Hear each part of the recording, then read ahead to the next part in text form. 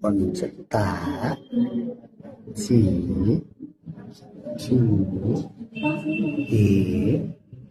दु ता लेख्दा यो तर्क तान्नुहोस् त्यसपछि यसलाई थोरै बाङ्गो तान्ने ता ची लेख्दा यो तर्क तान्ने यहाँबाट बिस्तारै ल्याउने यति गर्ने ची चु लेख्दा यसलाई यति लाने आदिमा ल्याएर छोडिदिने ते लेख्दा यति गरिदिनुहोस् ते तो लेख्दा यो तर्क तान्नु तो फेरि हेर्नुहोस् ता लेख्दा यो तर्क तान्नुहोस् ता ची लेख्दा यो तर्क तान्नुहोस् ची चु लेख्दा यो तर्क तान्नुहोस् चु ते लेख्दा यो तर्क तान्नुहोस् ते तो लेख्दा यो तर्क तान्नुहोस् है त त्यो ची र चु आउनु कारण चाहिँ ती र तुबाट बनेको शब्द नभएर ची र चु आएको